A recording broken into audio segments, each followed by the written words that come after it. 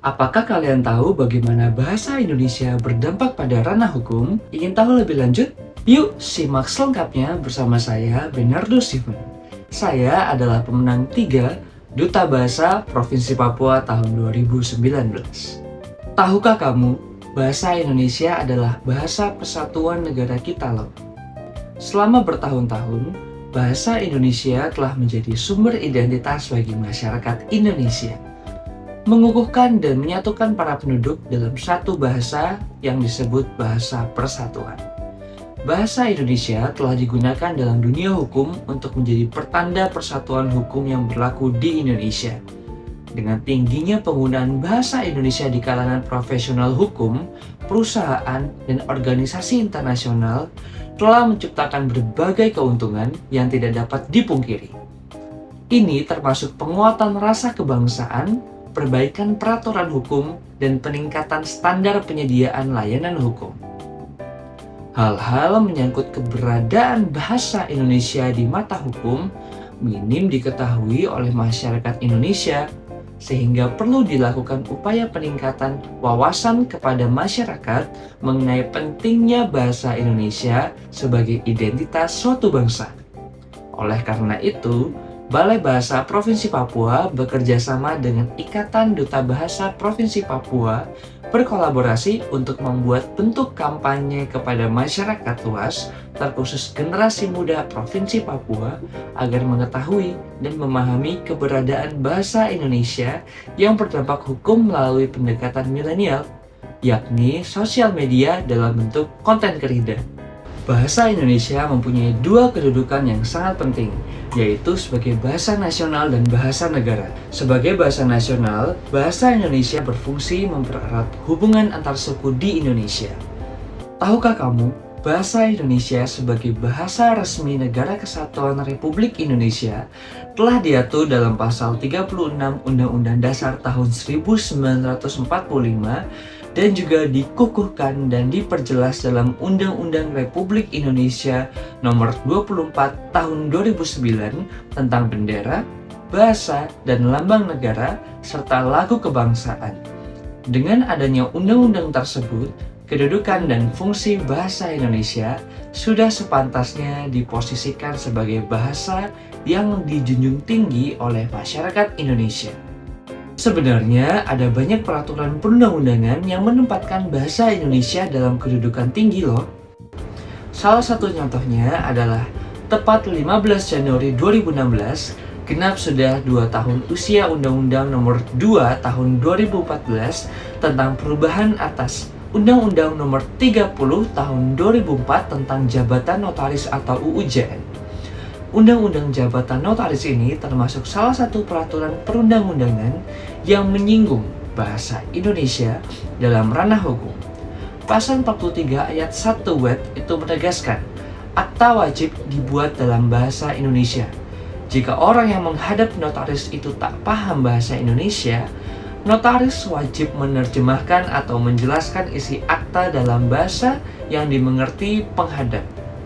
Kalau notaris tak bisa menerjemahkan atau menjelaskan dalam bahasa penghadap, akta diterjemahkan oleh penerjemah resmi. Penjelasan pasal 43 ayat 1 Undang-Undang Jabatan Notaris menyebut bahasa Indonesia yang dimaksud dalam ketentuan ini adalah bahasa Indonesia yang tunduk kepada kaidah bahasa Indonesia yang baku. Penggunaan bahasa Indonesia dalam konteks hukum memiliki manfaat penting loh, yakni kita dapat membaca dengan lebih mudah peraturan hukum yang berbeda, baik hukum dan peraturan yang diterapkan di tingkat lokal, nasional maupun internasional, akan memiliki satu kesatuan bahasa yang sehat untuk mewujudkan penerapan hukum yang adil dan memuaskan semua pihak.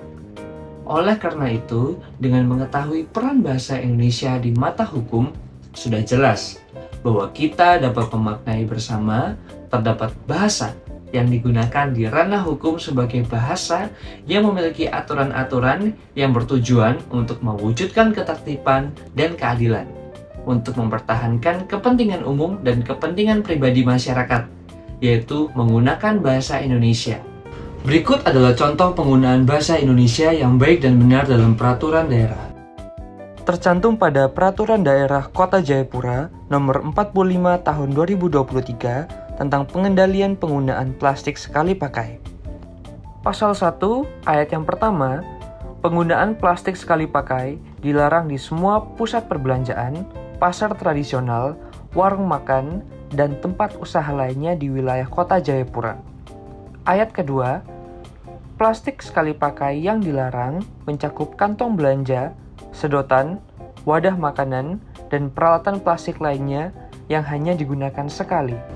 Dari contoh peraturan daerah tersebut, penggunaan bahasa Indonesia telah diaplikasikan dengan baik dan benar serta efektif, sehingga dapat membantu masyarakat dalam memahami peraturan secara utuh dan menyeluruh.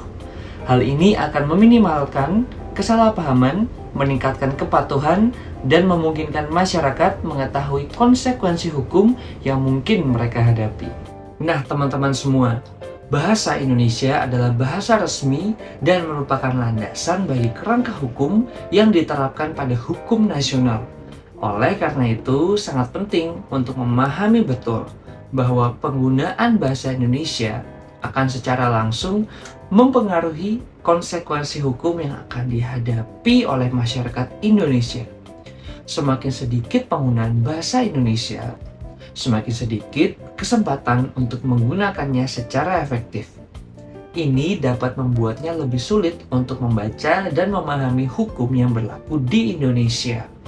Oleh karena itu, diharapkan dengan konten ini mampu membangkitkan semangat kita sebagai generasi muda untuk memaknai penggunaan bahasa Indonesia di mata hukum dan meningkatnya rasa cinta yang mendalam terhadap bahasa Indonesia dengan menggunakan bahasa Indonesia di mata publik pada arus globalisasi saat ini.